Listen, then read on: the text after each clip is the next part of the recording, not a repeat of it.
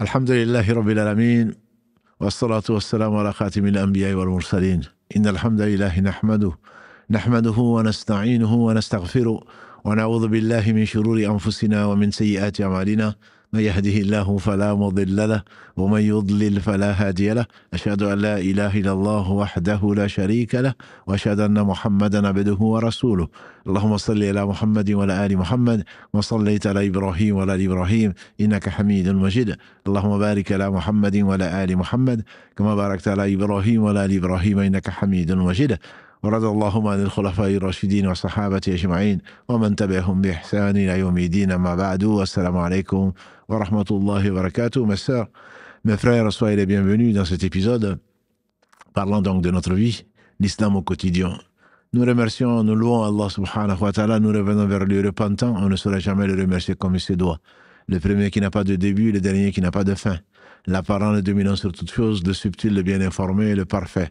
Parfait dans son essence, dans ses noms et attributs, et dans tous ses œuvres, dans tous ses actes, qui oscillent d'une part basé donc sur sa bienveillance, sa miséricorde, sa bonté, et d'autre part sur sa justice implacable, justice parfaite comme lui c'est le parfait, qui elle est basée sur sa sagesse, son omniscience.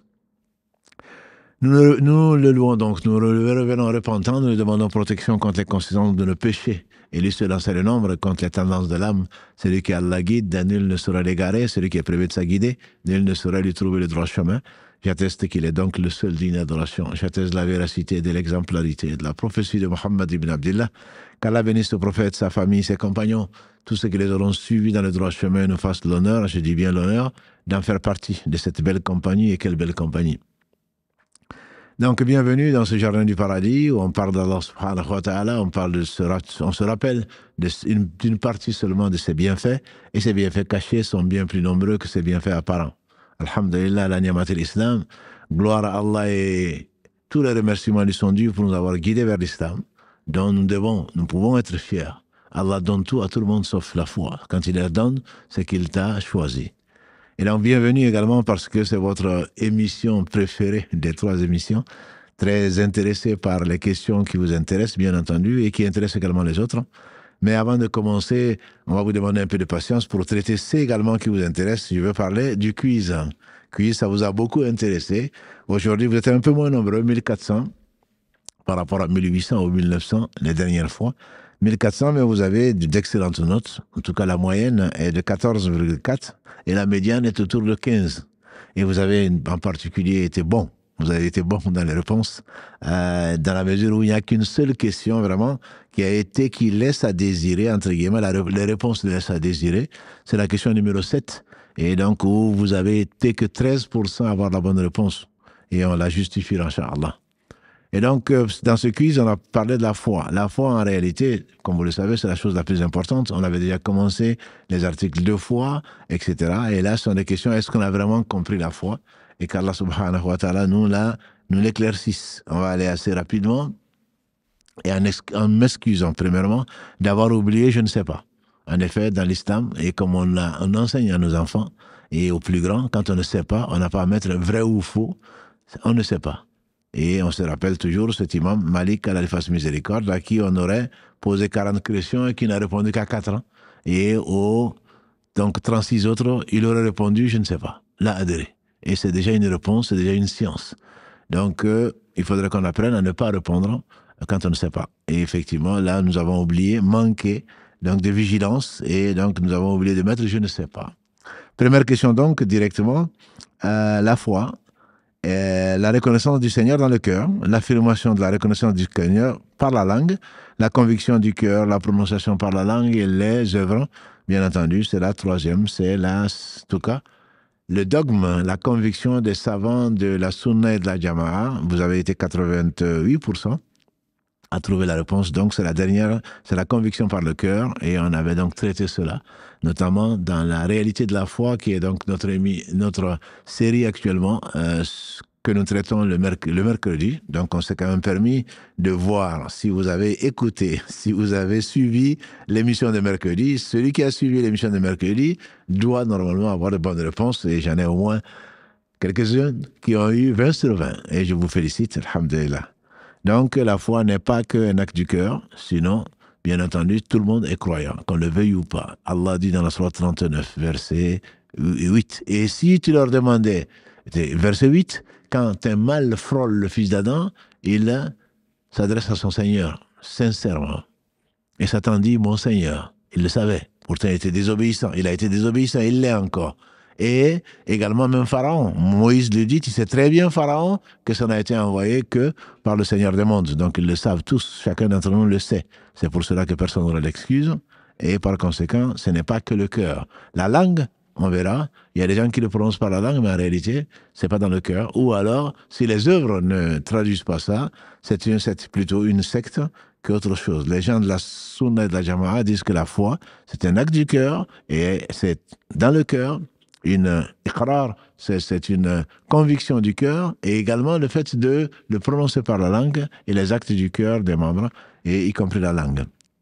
Deuxième question, les articles de la foi en islam auxquels il faut croire sont donc de 5, de 6 ou de 7. Et là aussi, vous avez été 60%, mais c'est inquiétant. C'est inquiétant que nous ne sachions pas que les articles de foi de l'islam sont de 6, ce à quoi il faut croire. L'ange Gabriel est venu trouver sous la forme d'un homme, le meilleur des hommes, Muhammad sallallahu alayhi wa sallam, dans une assemblée meilleure que la nôtre. C'est venu assis en face donc du prophète sallallahu alayhi wa sallam, genou contre genou, et il dit à Muhammad, nous avons été étonnés, puisque nous on l'appelle le prophète, informe-moi de la foi, de l'islam, ensuite de la foi. Il dit la foi consiste à ce que tu crois en Allah, en ses anges, en ses livres, en ses messagers, au jour du jugement dernier et au destin. Il a dit, tu as dit vrai. Donc la foi, c'est 6 articles, et donc destin qui soit bon ou mauvais. Donc vous n'avez, je dirais, été que 60%, c'est peu. On devrait être à 100%. Les articles de foi sont de 6. Troisième question, la foi a 10 branches, 30 branches, plus de 60 branches. Vous avez été 59, 60%. Alhamdulillah, ce sont ceux probablement qui ont suivi donc notre série du mercredi. On a dit que le prophète sallam, d'après le hadith Abu Huraira, Kalalagré, que le prophète sallam a dit, la foi a 73 et quelques, ou 60 et quelques, 63 et quelques branches. La plus élevée, c'est ce qui vient dans la question donc 4, 73 ou 63 et quelques. Donc c'est bien plus que 60 branches. La plus élevée de la foi, question 4, vous avez été 93% à répondre, à avoir la bonne nouvelle, à la bonne réponse, c'est la ilaha illallah. Il y a d'autres divinités dignes d'adoration si ce n'est Allah, c'est la branche la plus élevée donc de la foi. La 5e question, la branche la plus basse de la foi, qu'est-ce que c'est? Est-ce que c'est ôter? Est-ce que c'est un sourire à son frère? Ça fait partie. Est-ce que c'est passer le salam? Vous avez été 15, 16%, parfois 25% à répondre, mais vous avez été près de 60% à donner la bonne réponse, c'est ôter un obstacle de la rue, qui est une des preuves d'ailleurs que la foi n'est pas qu'un acte du cœur. Mais il faut que parmi les branches, et la plus basse, le minimum, c'est que tu essayes de faire éviter à autrui, à ton prochain, d'avoir mal. Tu es passé à côté d'une peau de banane, Allah t'a fait voir, un aveugle passera peut-être par là, ou quelqu'un d'insouciant, ou d'inattentionné qui passe là, qui tombe, alors que tu aurais pu enlever cet obstacle de la rue. Et donc ça, a dit le prophète sallam, c'est la branche la plus basse. C'est le minimum que l'on ait, que l'on puisse quand on est croyant. 6e, la pudeur. Est-ce que c'est une branche de la foi? Vous avez été, alhamdulillah, nombreux à avoir 93%, masha'Allah, à savoir que la pudeur en fait partie. Et les prophètes, comme l'a dit le prophète sallam, parmi les choses qu'on retient des anciens prophètes ou de la prophétie, c'est si tu n'as pas de foi, alors fais ce que tu veux. Si tu n'as pas de pudeur, plutôt, fais ce que tu veux. La pudeur est essentielle. Et d'être l'homme le plus pudique, c'était le prophète sallam, qui s'émerveillait de la pudeur au sein d'une Affan, Kalalagré, et donc dont les anges ont honte, ou plutôt font de la pudeur, yani un des critères pour respecter Ousmane ibn Affan, Kalalagré. Donc, 7e question, voilà, c'est là où le bas blesse. Aimer Allah et son messager, béni plus que soi-même, est une condition pour avoir la foi. Vous avez été 86% à dire oui. Et bien la réponse est non.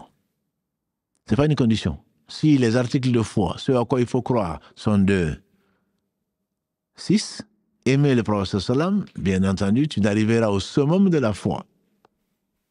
Mais tu as la foi. Si tu crois en ces 6 choses, tu as la foi. Et si tu dois y arriver à aimer le prophète sallam plus que toi-même, alors certainement tu es un vrai croyant. Et un jour meilleur qu'aujourd'hui, l'un des meilleurs des hommes que la terre a porté après les prophètes, je pense à Omar bin Khattab, il dit à Rasulallah, Wallahi, je t'aime plus que mes parents, plus que ma famille, plus que mes pères et mères, plus que mes enfants, plus que ma famille. Si c'était le cas pour nous, ce serait vraiment une bonne chose. Excellent. Le professeur m'a dit, il y a Omar, pas encore. Pas encore. Il a dit ensuite, je t'aime plus que moi-même. Il dit là, Al-An, il y a Omar. Que maintenant, Omar. Que maintenant, certains savants disent, ce n'est que maintenant que tu es devenu vraiment un croyant modèle. Ou alors, ce n'est que maintenant, quelque part, tu me déçois, il y a Omar. Peu importe, l'essentiel, c'est que bien sûr, ça vient par faire la foi et aimer son messager, sallallahu alayhi wa sallam, plus que nous-mêmes, celui par qui Allah va nous sauver de l'enfer, celui par qui Allah nous a guidés, celui par qui Allah nous a éduqués, celui par qui Allah nous a envoyé le Coran, sa parole incréée, celui par qui, qu'Allah bénisse ce prophète, sa famille, ses compagnons, tous ceux qui les auront suivis dans le droit chemin et nous fassent l'honneur d'en faire partie. Si on n'aime pas le prophète plus que soi-même, c'est que la foi n'est pas encore arrivée au stade donc qu'on espérait et qu'Allah nous fasse mourir avec une foi complète. 8e question, dont la réponse également m'étonne, parce que vous avez été 55% à avoir la bonne réponse et 45% à donner la mauvaise réponse. Tout musulman est nécessairement croyant. Eh bien non. Tout musulman n'est pas nécessairement croyant. Tout croyant est nécessairement musulman. Tout croyant est musulman. Parce qu'il y a 3 niveaux. Il y a le musulman, celui qui atteste qu'Allah seul mérite l'adoration, que Mohammed est son messager, alayhi salatu wassalam, qui est musulman en croyant au pilier, etc. En tout cas, c'est l'avis majoritaire. Le croyant, c'est celui, bien entendu, qui l'atteste et qui le met en pratique, qui fait sa prière notamment, comme l'a dit le prophète sallallahu alayhi wa sallam. C'est le critère de distinction entre celui qui croit et celui qui ne croit pas. Qui jeûne, qui s'abstient de ce que Allah subhanahu wa ta'ala a interdit. Parmi les musulmans, il y a des hypocrites. Ils sont quand même musulmans. Ils attestent, ils affirment. Ils vont même pour faire la prière. Peut-être pour prendre des noms pour d'autres personnes. Ils vont même faire semblant de jeûner. Mais ils ne croient pas. La croyance est dans le cœur. Et quand c'est vraiment dans le cœur, ça se manifeste par les actes. Mais eux, ils vont le faire, mais en réalité, ils ne croient pas. Allah dit « Wa ma hum bimu'minin ». Allah les décrit dans 11 versets, alors qu'il décrit les croyants dans 4 et les mécréants dans 2, au début de la sourate al-Baqarah, au début du livre. Donc, Allah les a consacrés. 11, ce sont des musulmans, mais ils ne sont pas croyants. Allah dit « Wa ma hum bimu'minin », ils ne sont pas croyants. 9e question, se moquer d'un article de foi en plaisantant fait sortir de l'islam. La réponse est vrai. Vous avez été 64% à l'avoir, mais 36% disent non. C'est parce que, malheureusement, on n'a pas mis l'islam là où il doit être. On n'a pas mis Allah subhanahu wa ta'ala au centre de notre vie. Et donc, non, mais c'est pas grave, c'est juste, vous les musulmans, vous êtes trop sérieux. On ne peut pas plaisanter avec vous. On ne plaisante pas avec la religion. Le prophète sallam m'a dit, il y a 3 choses. Quand quelqu'un le dit, c'est vrai, même si c'est pour plaisanter. Quelqu'un qui dit qu'il n'est pas musulman, il ne l'est plus. Tu as beau rajouter MDR, tu as beau rajouter LOL, tu n'es plus musulman. Quand on n'est plus musulman, c'est que tes actes ne sont annulés. Quand tu dis à ton épouse, tu es divorcé, ou je te répudie, ou l'équivalent, elle est divorcée. Même en plaisantant. On ne plaisante pas avec ces choses-là. Bref, ce n'était pas notre sujet. Se moquer d'un article de foi, ou de l'islam, ou d'un verset, ça fait sortir de l'islam. C'est un annulatif de l'islam qu'Allah nous en préserve. 10e question, renier la foi annule toutes les bonnes actions acquises. En effet, Allah dit Allah annule. Habita, c'est rendre nul, c'est annuler les bonnes actions. Celui qui sort de l'islam, tout ce qu'il a fait auparavant est annulé. Et annulé, qu'Allah nous en préserve. 11e question, renier la foi interdit d'y revenir. Bien sûr que non. Bien sûr que non. Allah subhanahu wa ta'ala a abandonné ceux qui ont renié la foi. Et ensuite, il a créé le regret et un repentir sincère dans leur cœur. Ils sont revenus vers Allah et très certainement Allah revient vers eux et Allah les rapproche et Allah les éduque et Allah leur pardonne. Donc, c'est pas parce qu'on est sorti de l'islam qu'on ne peut plus y revenir. Mais on a pris le risque de mourir non musulman. Donc, le risque de ne pas sortir de l'enfer, on a pris vis-à-vis de soi-même et vis-à-vis des autres, un risque qui est énorme. Mais on peut y revenir grâce à Allah. Les grands péchés, hormis l'association, annulent la foi. La réponse est bien sûr que c'est faux. Vous avez été 82% à trouver la bonne réponse. Les grands péchés, hormis l'association, Allah dit dans la sourate 4, versets 48 et 116, « Inna Allah la yaghfiru an yushraka bihi wa yaghfiru ma duna dhalika liman yasha » Dans la sourate 4, Allah dit Allah ne pardonne pas qu'on lui associe quoi que ce soit. En dehors de cela, il pardonne à qui il veut. Donc on a vu mercredi dernier, il y a trois péchés, types de péchés. Il y a un péché qu'Allah ne pardonne pas. Pour celui qui meurt dans cet état, c'est l'association. En dehors de ça, il y a deux autres péchés. Un péché que Allah subhanahu wa ta'ala va compenser. Quand on prend le droit de quelqu'un, une forme d'injustice, un péché est une injustice. Quand on prend le droit de qui que ce soit, musulman, non musulman, un animal, un homme ou quoi que ce soit, Allah va, si on ne repart pas, alors qu'on peut réparer, si on ne regrette pas, si on ne revient pas repentant, Allah va prendre de nos bonnes actions, si on en a, il va les donner aux gens qui ont été injustement traités, parce qu'il s'est interdit l'injustice. Et il y a un autre qui n'engage un péché que nous avons fait du tort à nous-mêmes vis-à-vis d'Allah, en ne pensant pas à lui, en négligeant donc ce qu'il nous a envoyé. Là, Allah peut pardonner. Il a réservé 99% de sa miséricorde pour nous pardonner au jour du jugement dernier. Et dernière question, la question numéro 13. On a la foi ou on ne l'a pas. Elle n'augmente ni ne baisse. Ça, ceux qui ont suivi, et même ceux qui n'ont pas suivi, puisque vous avez été 96% pratiquement à trouver la bonne réponse, c'est faux. On a la foi, c'est ce que disent certains, on a la foi ou on ne l'a pas. Soit on l'a, soit on ne l'a pas. Donc, elle n'augmente ni ne baisse. Non, elle augmente, elle baisse. Elle augmente avec les bonnes actions. Je vous invite à suivre la dernière partie de notre nouvelle série, donc du mercredi, qui est sur la réalité de la foi. Elle augmente, elle baisse. Elle augmente en fonction des bonnes actions et elle baisse en fonction des péchés. Et donc, on est actuellement en train de voir comment augmenter sa foi et qu'Allah subhanahu wa ta'ala nous accueille, nous reprenne la vie quand on est au summum de la foi.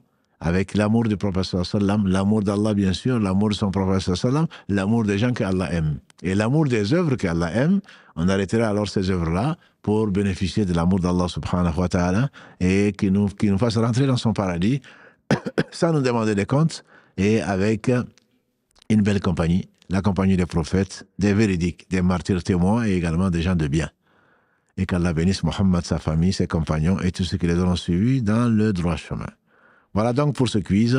Dimanche prochain, Inch'Allah, nous proposerons un autre quiz que nous promettons, Inch'Allah, de corriger donc dans cette série donc du lundi. Question-réponse avec toujours fidèle Karim donc à la technique et dans les couloirs et en train de s'agiter partout pour vous apporter le meilleur, qu'Allah le bénisse. Question-réponse donc Karim. Voilà donc priorité, comme on a dit, priorité aux questions au direct. Nous vous écoutons. Allô, oui? Allô? Allô, salam alaikum. Wa alaykum salam wa rahmatullah. Oui, j'espère que vous allez bien. Barakallahu fik, alhamdulillah. Qu'Allah vous récompense, vous et toute votre équipe, pour tout ce que vous nous transmettez au quotidien. Qu'Allah vous accorde la meilleure des récompenses. Barakallahu fik, ma sœur. J'ai une question à vous poser. J'aimerais savoir, pour les femmes, est-ce une obligation de prier avec les chaussettes? Très bonne question. Très bonne question dans la mesure où il y a, parmi les 4 écoles sunnites reconnues, je veux parler des Hanafites, les Malikis, les Shafi'i et les Hanbali, il y a deux avis. L'obligation n'est pas faite, entre guillemets, et je ne connais pas de verset ni de hadith qui l'affirme. S'il y a divergence, bien entendu, ils sont plus savants que nous et bien plus pieux que nous, donc il y a divergence. Par contre, on se base sur des paroles de compagnons du prophète sallam, dont celle de notre mère Salama qui disait qu'une femme ne doit prier que couverte en ne montrant que le visage et les deux mains. Et le prophète sallam a dit également Asma, il y a Asma d'une femme pubère, on ne doit voir que. Donc à partir de ces données de compagnons, l'avis le plus sûr en tout cas, c'est de couvrir les pieds. Couvrir les pieds, si la plante des pieds est vue, parce qu'il n'y avait pas de chaussettes du temps du prophète sallallahu alayhi wa sallam. Mais il a dit aux femmes de laisser tomber leur habit. Il a dit aux femmes de laisser traîner même l'habit, contrairement aux hommes. Et elles ont dit, mais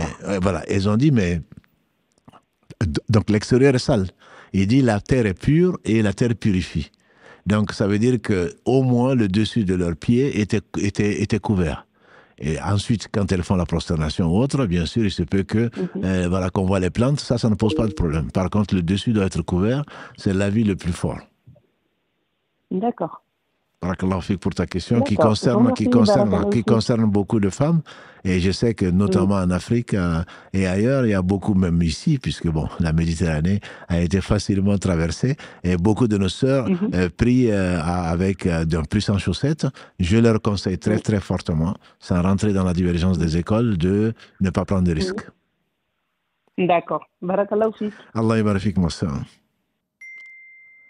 Première question, et non la moins importante, comment expliquer à quelqu'un qui nie l'obligation de la prière en s'appuyant sans relâche sur l'argument qu'Allah n'a pas besoin de nous pour l'adorer. Allah est trop grand, bien sûr, pour avoir besoin de nous. Ça, c'est certain. Quand on prie, on ne prie pas pour Allah. Bien sûr, l'intention est pour Allah. Quand on prie pour nous, mais on prie Allah. Donc, il faudrait faire une dichotomie entre les deux choses. Il faut distinguer.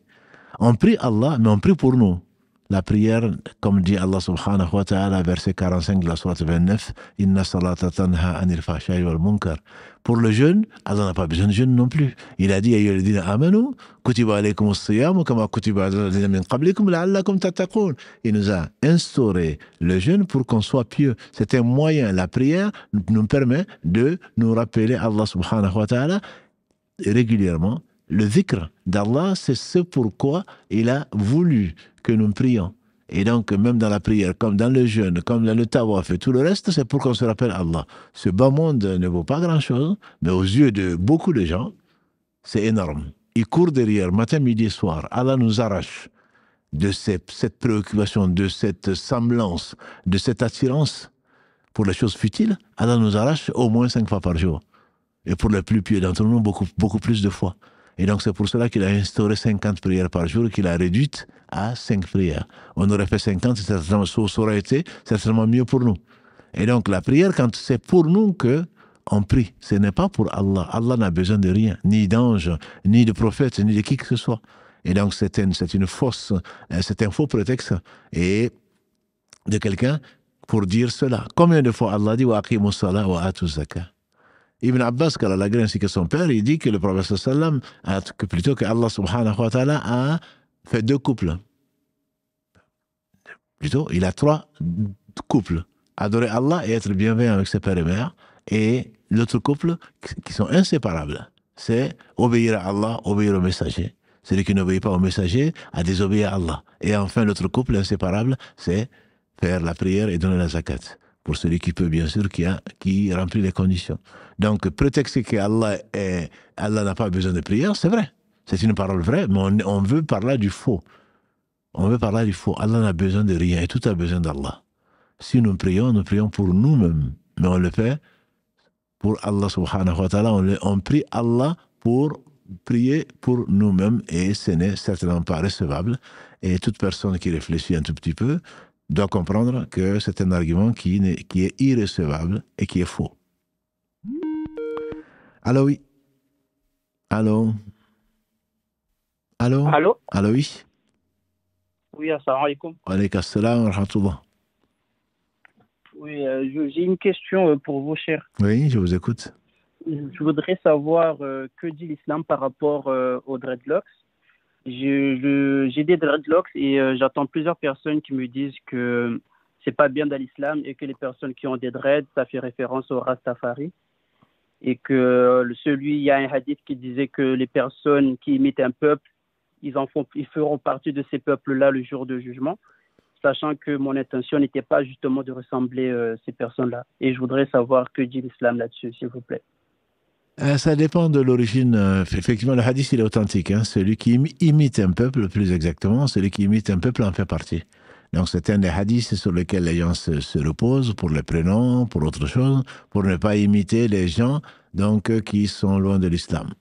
Si ton intention n'est pas cela, on prie Allah subhanahu wa ta'ala de te pardonner dans tous les cas, de ne pas te réunir avec ces gens-là. Le hadith ne dit pas ça. Le hadith dit l'homme ira avec les gens qu'il aime. Donc, si effectivement c'est les rastas que l'on aime, on souhaite à chacun la guider, on ira avec les rastas. Si c'est un tel qu'on aime, on ira avec cela. C'est pour cela que nous aimons Allah, on aime le prophète sallallahu alayhi wa sallam, on aime les gens de bien, les prophètes en général, les compagnons, et on espère être rassemblés avec cela.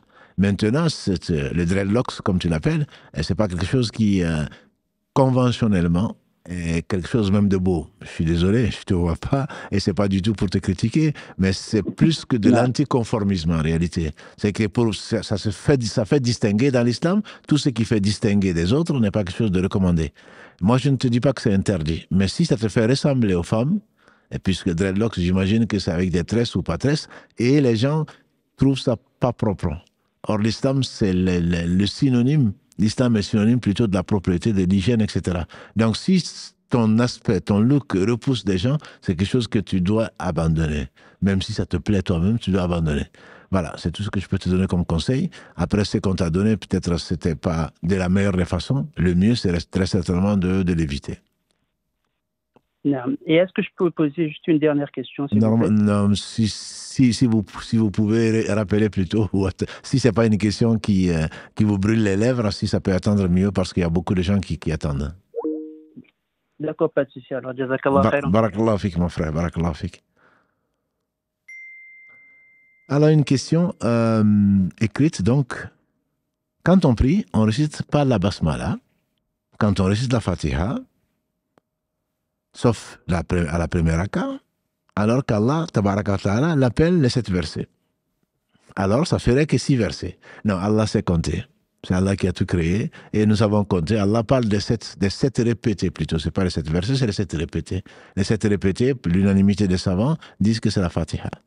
Mais en réalité, dans l'écriture, quand tu dis Bismillahirrahmanirrahim, et quand tu prends le mushaf, tu vas avoir un. C'est c'est sur cette base que certains savants, dont les Shafi'ites, disent que Bismillahirrahmanirrahim est une obligation, est un des versets de la Fatiha. D'autres disent non, la basmala, ça c'est la majorité des savants, la basmala, c'est-à-dire Bismillahirrahmanirrahim, sert à séparer les sourates. Et dans la sourate donc 27, c'est la seule qui contient Innahu min Sulaiman wa innahu min Sulaiman innahu bismillahir rahmanir rahim, entre la lettre de Suleiman qu'il a envoyée à la reine de Saba, et donc là le bismillahir rahmanir rahim est un verset du Coran.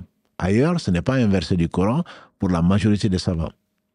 Mais ce qui te perturbe n'est pas perturbant en réalité, parce que quand tu vas dire bismillahir rahmanir rahim 1, premier verset, quand tu vas arriver, tu vas avoir un souci, le dernier verset, le verset 7 va être très long.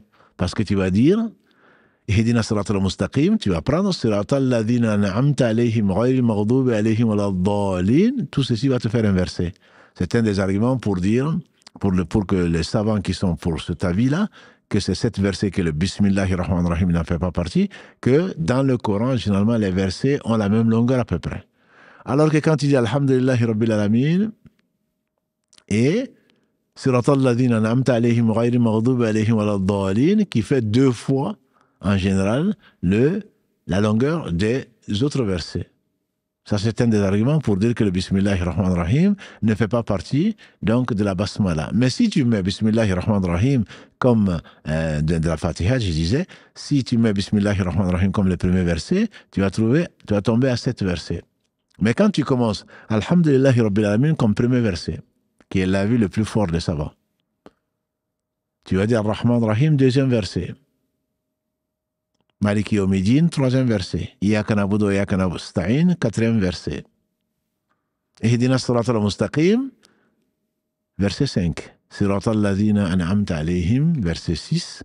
Ghayril maghdubi alayhim waladdallin, verset 7. Donc le compte est bon.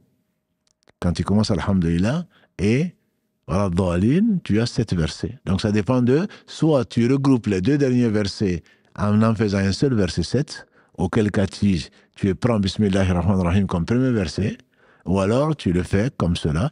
La vie est d'autant plus forte qu'Abu Huraira Kalalagré a rapporté que le prophète sallallahu alayhi wa sallam a dit, notre Seigneur subhanahu wa ta'ala dit la prière est divisée en 2 parties. Je divise la prière en 2 parties entre mon serviteur et moi, et mon serviteur aura ce qu'il aura demandé. Quand mon serviteur dit, Alhamdulillahi Rabbil Alamin, Allah dit, mon serviteur m'a louangé. Allah ne dit pas dans ce hadith, jusqu'à la fin du hadith, qui est long, Allah ne dit pas, quand mon serviteur dit Bismillahir Rahmanir Rahim. Il dit, quand mon serviteur dit Alhamdulillahi Rabbil Alamin, je dis, mon serviteur m'a louangé. Quand il dit Ar-Rahman Rahim, il a fait mon éloge. Maliki Yawmiddin, il m'a glorifié. Iyaka na'budu wa iyaka nasta'in, Allah dit, ça c'est entre mon serviteur et moi, et mon serviteur aura ce qu'il aura demandé. Et donc, quand on demande à Allah de la guider, Ihdina siratal mustaqim jusqu'à la fin, Allah nous l'accorde. Sa promesse est vraie. Et donc, s'il y a 7 versets, le premier étant Alhamdulillahi Rabbil Alamin, et le dernier étant Ghayril maghdubi alayhim waladdallin. Voilà, j'espère avoir été clair, même si c'est un peu long, pour expliquer cette divergence ou cette variété ou cette diversité dans donc l'interprétation de cela. Allô, oui. Allô, salam alaikum. Wa alaykum salam wa rahmatullah. Merci tout d'abord pour votre sagesse qui fait du bien au cœur. Qu'Allah vous récompense et vous accorde le paradis. Allah yabarik ma sœur Amin, ainsi qu'à toi aussi. Amin. J'aimerais savoir qu'est-ce que je dois faire des intérêts générés par les comptes bancaires, s'il vous plaît. La première chose à faire, Nam, je comprends, la première des choses à faire, ma soeur, c'est de remercier Allah d'avoir reconnu que c'est quelque chose qu'Allah n'aime pas, ça fait partie du riba, malgré quelques chéatines, hommes qui essayent de justifier que c'est l'inflation et c'est ceci et cela. Et Allah a permis le commerce quand on prend des risques et quand on n'en prend pas, qu'on est assuré d'avoir des choses en supplément, qui est donc riba, comme le si Mohammed l'a expliqué plusieurs fois, que c'est vraiment, en arabe, ça veut dire quelque chose qui est ajouté. Et donc, les intérêts sont interdits. Et le fait de savoir que c'est interdit, on est obligé d'arrêter, de regretter, d'essayer de ne plus jamais le refaire. Et donc, on remercie Allah, on revient vers le repentir pour qu'Allah nous pardonne. Une fois qu'on a réalisé qu'Allah nous a pardonné, on se débarrasse donc des intérêts. On ne donne pas les intérêts ni à son père, ni à sa mère, ni aux impôts d'ailleurs, parce que certains disent j'ai des amendes, est-ce que je peux payer ou alors j'ai des impôts? Non. Ça veut dire que ça va te revenir finalement. Non, tu ne dois pas le consommer, tu dois t'en débarrasser. Et l'avis majoritaire des savants, parce que certains savants disent il faut les laisser à la banque. Il faut les laisser à la banque, je ne touche pas parce que c'est haram. Mais on peut faire en profiter d'autres personnes. Donc on donne à des gens démunis. Je dis bien démunis, je ne parle pas des gens qui sont pauvres. Le pauvre, c'est celui qui n'arrive pas, dans une définition des savants, le pauvre, c'est celui qui n'arrive pas à subvenir à 50% de ses besoins. Donc, je ne parle pas de celui-là, parce que tu vas lui donner quelque chose qui est sale, quelque chose qui est interdit, et il n'a rien demandé. Par contre, un temps domicile fixe, quelqu'un qui n'a pas de quoi manger, et celui-là, tu peux lui donner parce qu'il peut même voler pour le faire, pour survivre. Voilà, donc on donne à des gens qui n'ont absolument rien. Sinon, on donne à une association humanitaire qui va s'occuper des déplacés, des gens qui sont absolument dans la nécessité, les orphelins, les veuves, etc. Là, c'est permis. Et une troisième destination, c'est le fait de donner éventuellement à la communauté musulmane, je pense aux mosquées entre autres, pour acheter des choses qui ne sont pas importantes, pas pour construire une mosquée, pour acheter par exemple des produits ménagers, donc pour nettoyer les toilettes, pour nettoyer le sol.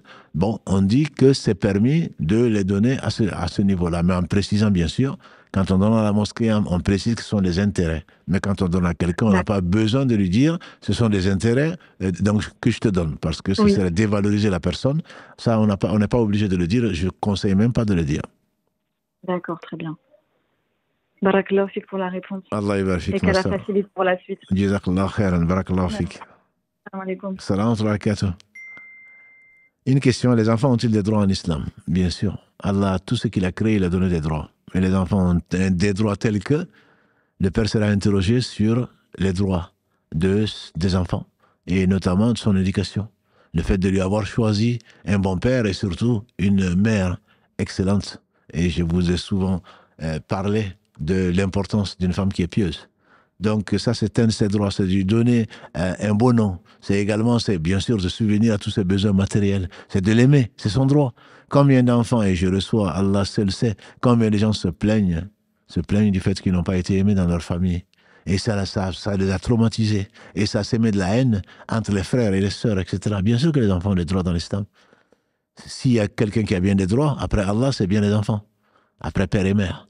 Donc les enfants doivent être aimés, on doit subvenir à tous leurs besoins, et le besoin fondamental, essentiel, c'est de leur faire connaître Allah, de faire connaître Dieu, de faire connaître la valeur de la vie d'ici-bas, comparée à l'au-delà, c'est de les amener, Inch'Allah, à faire partie des gens qui seront sous l'ombre du trône, le jour où il y aura d'autres ombres que cette ombre-là, de cette catégorie. Le professeur Sall n'a-t-il pas cité après l'imam juste, l'enfant qui a été éduqué dans l'islam. Et cet enfant, c'est un investissement. Quand il va mourir, la première chose à laquelle il a pensé le prophète sallam, quand il a dit les œuvres des fils d'Adam s'arrêtent après sa mort, sauf 3 choses. Il a commencé par quoi? Par un enfant pieux qui prie pour ses parents, ou un enfant pieux qui prie pour son père. Et les savants sont unanimes pour dire que quand il parle de père, il parle de la mère, bien sûr. Parce qu'on doit 3 fois plus de bienveillance à la mère par rapport au père. Voilà, donc un enfant, c'est bien plus que... une occasion pour s'amuser, pour se faire plaisir, ou pour apaiser son instinct maternel, ou je ne sais quoi d'autre, ou pour avoir quelqu'un qui prépare pour sa retraite, ou des allocations de la CAF, ou autre chose. Un enfant, c'est bien plus que ça. Un enfant, je dirais, c'est tout, ou presque. Donc les enfants, bien entendu, ont beaucoup de droits, et qu'il faut enseigner, et dont il faut s'acquitter. Allô, oui. Oui, allô? Allô. Oui, allô? Allô, oui, je vous écoute. Oui, bismillah ar-Rahman ar-Rahim, alhamdulillah, bil alamin. Salam alaikum wa rahmatullahi wa barakatuh. Wa alaykum salam wa rahmatullahi wa barakatuh. J'ai une question. Je vis seule avec mon fils, Inch'Allah, le mariage, bismillah. Mais je souhaiterais faire une umrah. Il a 11 ans. Est-ce qu'il peut faire office de mahram? C'est une bonne question, qu'Allah vous facilite le bien. Le fils de 11 ans n'est pas considéré comme mahram dans la mesure où, bien qu'il soit mutamayiz, sa compagnie ne suffit pas pour faire la umrah. La umrah, comme on le sait, comme tout voyage, c'est une des questions qui a été posée d'ailleurs sur WhatsApp ou sur Instagram ou ailleurs. C'est une question qui revient souvent. Et on dit que la plupart des savants, ils ne divergent que sur le voyage de la femme pour faire le hajj. Là, il y a 2 écoles. Une qui permet à la femme non accompagnée, mais accompagnée dans un groupe, donc d'y aller. Quant à la umrah, la plupart des savants des 4 écoles disent que non, même dans un groupe, même si les agences profitent du fait que c'est possible parce qu'il y a cette fatwa-là qui permet donc aux gens d'aller au hajj. Mais on ne peut pas transposer la fatwa du hajj à la fatwa de la umrah. Mais il y a des savants contemporains qui permettent d'aller en groupe. Il y en a, donc on ne peut pas dire que c'est interdit, ils sont plus savants que nous. On donne tous les avis dans l'islam, en tout cas c'est ce qu'on s'est imposé plutôt que de donner notre propre avis. Maintenant, 11 ans, c'est pourquoi un mahram est nécessaire pour accompagner sa fille ou accompagner son épouse. C'est pour prendre soin, entre guillemets, c'est l'accompagner qu'elle soit pas seule. 2, c'est la défendre au cas où, notamment des pervers que l'on peut rencontrer même dans des groupes, je peux vous assurer, même dans des groupes. Oui. Et je disais pas plus tard qu'hier soir, des guides qui vont dire, des guides de groupes de Umrah, qui se permettent de dire, ma soeur, il faut que tu viennes avec nous à la Umrah. La soeur qui refuse, ben, tu vas nous manquer. Et puis, Dieu seul sait ce qui peut se passer. J'ai fait plusieurs groupes de Umrah et de Hajj. Je peux vous assurer que c'est limite. C'est limite. Parfois, c'est vraiment limite. Voilà. Donc, 11 ans, on ne peut pas le considérer. Il faudrait que la personne soit pubère. Et si c'est plus, c'est encore mieux. Et qu'Allah vous le compte comme si vous l'aviez fait. Il ne faut pas oublier. Notre religion, elle est belle. Vous avez les moyens d'y aller, vous voulez y aller, mais si vous vous abstenez de ne pas y aller parce que vous craignez Allah, il se peut qu'Allah vous inscrive mieux que si vous avez fait une umrah. Barakallahu fik, ma sœur. Allah yabarak fik. Wa alaykum salam wa rahmatullahi wa barakatuh. Question, comment attacher question écrite, comment attacher son cœur à la salat? Avec le travail, je n'arrive pas à prier à l'heure. C'est quelque chose, très bonne question, et c'est quelque chose qui doit effectivement être plus que frustrant. Parce que la prière, Allah dit dans la sourate 4, verset 103, Inna salata kanat al-mu'minina kitaban mawquta, la prière est pour les croyants, je dis bien les croyants, une prescription à des moments bien déterminés. Attacher son cœur à la salat, c'est certainement aimer la rencontre d'Allah. Celui qui aime la rencontre d'Allah, Allah aime le rencontrer. Donc très certainement, si Allah a voulu que l'on a des moments bien précis, c'est bien parce que rattraper une prière, entre guillemets, sauf celui qui a dormi ou celui qui a oublié, c'est quelque chose de plus que discutable. Certains savants disent que non, c'est pas possible, sauf oubli ou sommeil. Donc, il faudrait rechercher, demander à Allah de faciliter, rechercher donc un travail où on peut le faire, ou dans le travail, demander à Allah subhanahu wa ta'ala de nous permettre donc de compenser de ce qu'on aurait pu prendre pour faire sa prière, etc. Il ne faudrait pas s'avouer vaincu en disant, comme le disent certains, Allah ghalib. C'est vrai. C'est une belle parole, mais qui est utilisée à mauvais escient. Allah ghalib, c'est écoute, qu'est-ce que tu veux, c'est comme ça. Non, c'est pas comme ça. C'est moi qui ai choisi ce travail, c'est moi qui ai choisi de ne pas prier, même si c'est du travail. Donc il faut demander à Allah subhanahu wa ta'ala et rechercher ce qu'Allah aime et agrée, et il se peut qu'Allah nous donne donc ce qu'il aime et agrée au travers d'un travail donc, qui nous permette de prier à l'heure. On m'a raconté un récit de quelqu'un qui avait des ouvriers, et un ouvrier qui devait être engagé, qui a dit à son patron, moi je veux bien. Je suis compétent, je veux bien travailler, et même samedi et dimanche, au besoin, mais à condition que je puisse faire ma prière à l'heure. Le patron a dit, d'accord, ok. Et donc, quand l'heure de la prière arrivait, il se levait, il allait faire la prière. D'autres ouvriers, qui étaient la majorité, majoritairement musulmans, ont vu ça, ils ont dit, mais on va prier. Le patron, il a dit non. Vous ne priez pas, parce que ce n'est pas dans votre contrat. Lui, j'ai donc accepté. C'est ça comme condition. Il a conditionné son travail par ça. Et donc, souvent, on ne demande même pas la possibilité de pouvoir le faire ou pas. Après, Allah sait si c'est possible ou pas. Si c'est pas possible, il faudrait chercher autre chose. Demander à Allah subhanahu wa ta'ala et se fier et se confier à lui subhanahu wa ta'ala et chercher donc mieux celui qui cherche à plaire à Allah. Allah subhanahu wa ta'ala, très certainement, sera à son côté, lui qui n'a besoin de rien. Allô? Allô? Allô, oui. Allô, salam alaikum. Wa alaykum salam wa rahmatullah. Shukran. Je vous appelle justement dans le prolongement de votre intervention. Oui.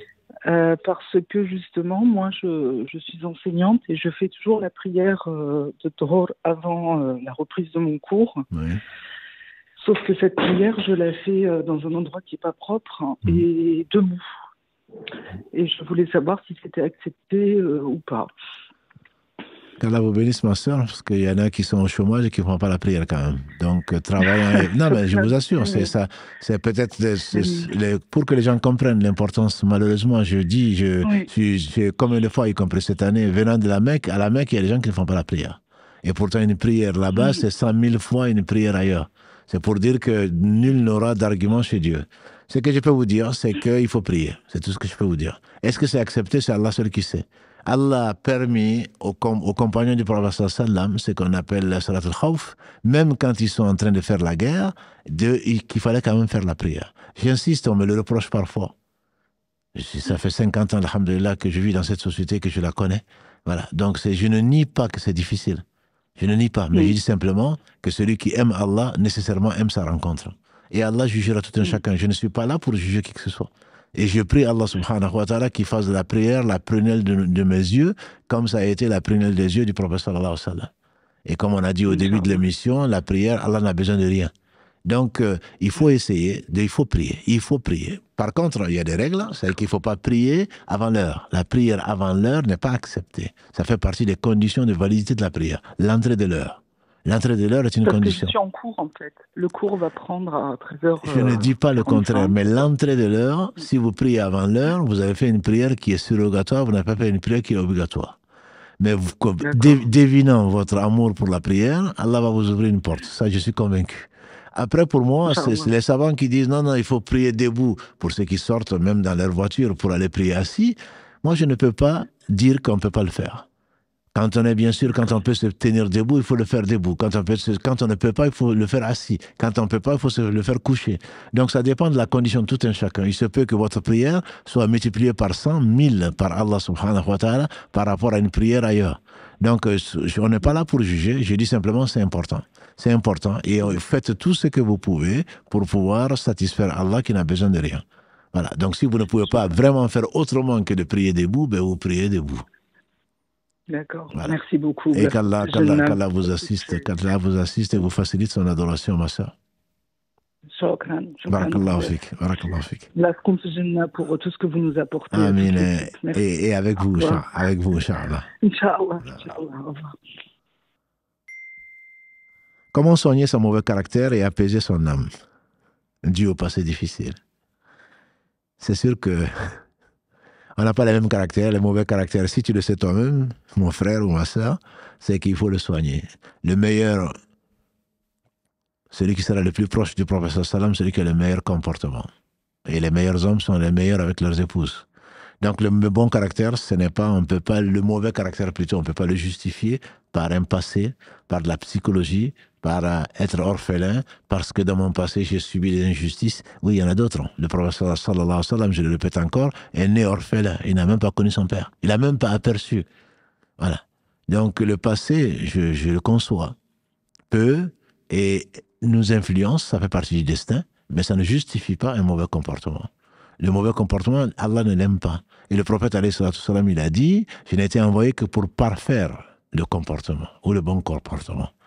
Donc, en le sachant, alhamdulillah, on le travaille. On demande avant tout à Allah subhanahu wa ta'ala. Parce que c'est lui qui fait sortir le vivant du mort, le mort du vivant. Même nous, on est comme ça. Moi, de là où je viens, du pays où je viens, et moi, dans notre famille, on est comme ça. Oui. Mais ce n'est pas ça. Est-ce que le prophète sallallahu alayhi wa sallam était comme ça? Est-ce qu'il a ordonné ça? Est-ce que c'est ce qu'Allah aime? C'est ça la bonne question. Ce n'est pas chez nous, c'est comme ça. Non. Chez vous, c'est comme ça. Mais chez nous, musulmans, nous, on se définit par rapport à ce qu'Allah nous a révélé par miséricorde. Donc, il faut déjà, quand tu conçois, quand tu acceptes que c'est un mauvais comportement, tu dois le changer. La deuxième question, c'est est-ce que tu aimerais qu'on agisse avec toi comme ça? Bien sûr que non. Bien sûr que non. Ça, c'est la pédagogie du prophète sallallahu alayhi wa sallam. Quelqu'un qui dit, moi, j'accepte tout, sinon tu me permets la fornication. Il dit, est-ce que tu aimerais qu'on fornique avec ton épouse, avec ta mère, avec ta sœur? Il a dit non. Il dit, alors c'est la raison pour laquelle les gens n'aiment pas ça. Est-ce que tu aimerais, toi, mon frère ou ma sœur, qu'on t'insulte? Que tu te mettes en colère pour un oui ou pour un non? Non. Eh bien donc, alors ne le fais pas vis-à-vis des autres. Prie Allah subhanahu wa ta'ala et fais les efforts. Et le prophète sallallahu alayhi wa sallam nous a dit, la patience, c'est la vertu la plus vaste et la plus utile. Et il a dit ailleurs, la patience, celui qui essaie d'être patient, Allah subhanahu wa ta'ala lui donne la patience. C'est pas la première fois, peut-être pas la deuxième fois, peut-être même pas la 10e fois. Remets-toi en cause tous les jours, essaye de faire le bilan. Aujourd'hui, ça va mieux, alhamdulillah. Aujourd'hui, je n'ai vraiment pas été patient. Et demande pardon à Allah et efforce-toi de le faire. Et je ne doute pas que le Seigneur des mondes, qui est capable de toutes choses, t'assiste si vraiment tu es sincère. Et qu'Allah te donne la sincérité et te donne un très bon caractère. Allô, oui. Allô? Allô, oui. Oui, salam alaikum. Alaykum salam wa rahmatullah. Déjà, je vais commencer en vous remerciant beaucoup pour toutes vos vidéos. Barakallahu Et fik. qu'Allah vous accorde le plus haut degré du paradis. Amin, barakallahu fik, ma sœur, ainsi qu'à vous. En fait, je voulais savoir s'il y avait un mal à privilégier l'écoute d'une sourate en particulier. Non, il n'y a pas de mal. Non, il n'y a pas de mal. C'est chaque chose, Allah a créé chacun selon les dispositions et certains sont très généreux, d'autres sont très courageux, etc. Et dans les sourates, le prophète sallam dit, la sourate qu'Allah a aimé le plus, ou celui qu'Allah a écouté le plus, c'est Daoud. La sourate qu'Allah subhanahu wa ta'ala, la plus éloquente des sourates, c'est sourate al-Falaq.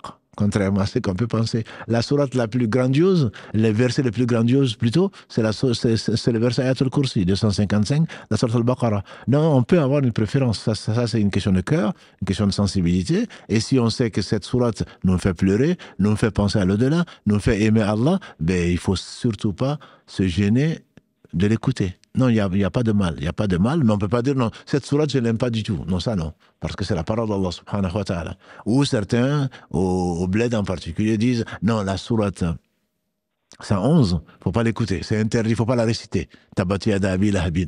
C'est Allah qui l'a révélé sa parole. On peut prier avec, on la lit, on en prend conscience et on dit que Allah subhanahu wa ta'ala a défendu son prophète sallam contre un injuste qui est en enfer, qui est son oncle, qui est Abu Lahab.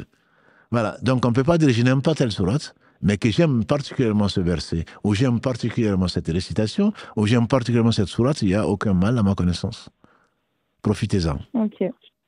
Barakallahu fik. Allah Allah vous yafik. récompense.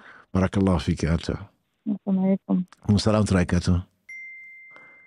Alors, une question écrite. Une question écrite, est-il permis d'acheter des actions en bourse? Allah a dit qu'il permet le commerce et il interdit donc la riba, l'usure. Donc, c'est permis. La bourse est permise, mais à certaines conditions. Il faut respecter les conditions de la bourse.